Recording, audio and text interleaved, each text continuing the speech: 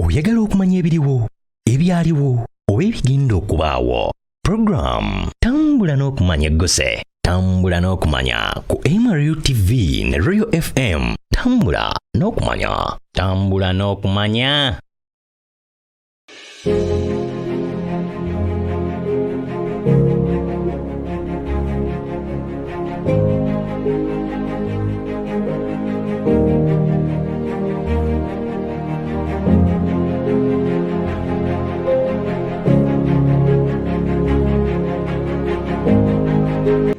Samia Suluhu Hassan yazaalibwa ng'ennaku z'omwezi 27 Gatonnya 1906 mu Sultanate y'e Zanzibar.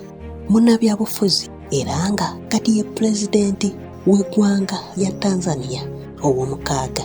Entebe gye yakutte ng'ennaku z'omwezi 19 mu Gulansigo 2021 oluvannyuma lw'omukulembeze eyabaddeko okuva mu bulamu bw'ensi eno. Suluhu ow'ekibiina ky'Chama cha Mapinduzi ye mukyala asoose okubeera omukulembeze w'eggwanga mu Tanzania era nga ono ye wokubiri mu mawanga agali mu buvanjuba bwa Afirika era nga ono addirira Sylvia Kimigi eyali omufuzi ow'ekiseera mu ggwanga lya Burundi mu 1990.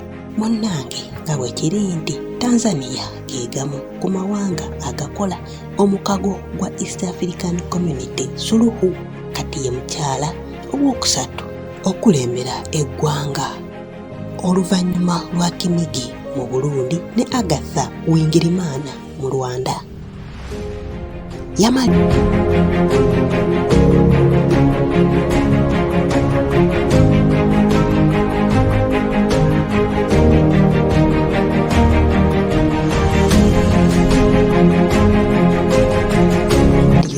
Emisomo gye ku ddaala erya secondary mu mwaka gwa 1977 n'atandika okukola yakolanga nga bwe yeeyongera okutendekebwa mu bintu ebitali bimu. Mu mwaka gwa 1986 yatikkirwa mu ttendekero ery'ebyenkulaakulana kati erimanyiddwa nga Muzumbe University mu Tanzania. Era eno gye yajja diploma mu Public Administrations. Wakati w'omwaka 1992 ne 1994 yeegatta ku ttendekero li University of Manchester. Eno nno gye yajja diploma mu by'obusuubuzi giyite Economics. Mu mwaka gwa 2015 yafuna Master's degree mu kukyusa ebyobusuubuzi mu kitundu kye ng'ayita mu mukago ogwali wakati wa Open University of Tanzania ne Southern New Hampshire University. Kubeera omwana enzaalwa ey'e Zanzibar, mwana wa Tundu Suluhu yaweerezaako ka minisita mu bukulembeze bwa Pulezidenti Amani Kurume era nga yaweerezaako nga omubaka wa Paalamenti ow'essaza Makundaki okuva mu mwaka gwa 2010 okutuuka mu mwaka gwa 2015 era yali minisita ow'omunda ow'ensonga z'obwegassi mu yafeesi y'omumyuka w'omukulembeze w'eggwanga okuva mu mwaka gwa 2010 okutuuka mu mwaka gwa 2015. Mu mwaka gwa 2014 yalondebwa omumyuka wa ssentebe wa Constituent Assembly era n'akwasibwa eddimu ery'okubaga ssemateeka w'eggwanga eryo erya Tanzania.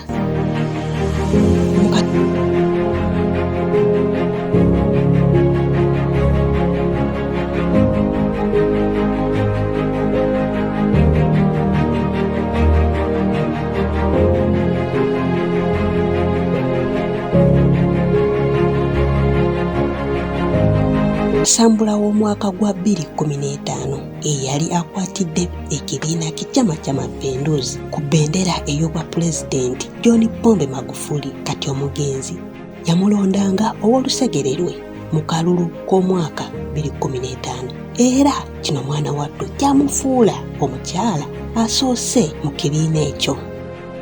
Ono nno yafuuka omukyala asoose okubeera omumyuka wa pulezidenti mu byafaayo ly'eggwanga lya Tanzania oluvannyuma lw'obuwanguzi bwa John Pombe Magufuli mu kalulu k'omwaka 2015.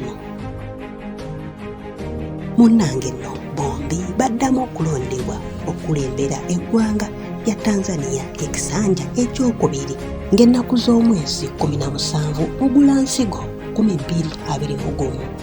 Yavaayo mu butongole n'akawaŋŋamula nga pulezidenti w'eggwanga erya Tanzania nga bwe yali assizza obw'enkomerero oluvannyuma lw'obulwadde obw'omutima bw'abadde aludde nabwo ebbanga lwe bumujje mu bulamu bw'ensi eno. Magufuli yali yasemba kulabikako mu lujjudde mu mwezi gwa Mukutulansanja 2021. Samia Suluhu yalangiriddwa ng'addidde Pulezidenti Magufuli mu bigere omugenzi era nga agenda kuweereza emyaka egisigadde ku kisanja kya Pulezidenti Magufuli. Okulayizibwa kwe kwamufudde Pulezidenti w'e Tanzania asoose era Omuzanzibali okukwata ekifo ekyo.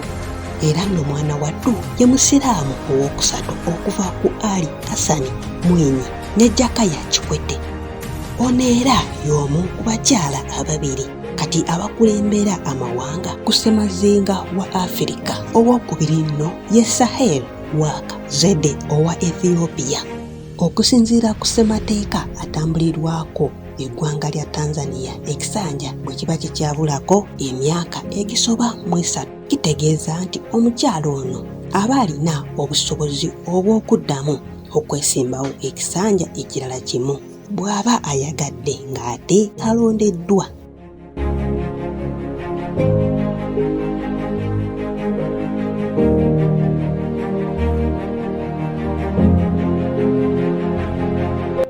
Munnange nno omukyalo ono mufumbo era yafumbirwa omwami Afid Ameru eyali omukungu w'ebyobulimi mu mwaka gwa 1978 era nga abafumbo bano balina abaana 4. Muwala waabwe Mwanu Afid Ameru eyazaalibwa omwaka gwa 1982 era nga ye mwana waabwe owookubiri. Munnange nno mubaka ow'enjawulo mu lukiiko lw'e Zanzibar. Oyagala okumanya ebiriwo, ebyaliwo oba ebigenda okubaawo?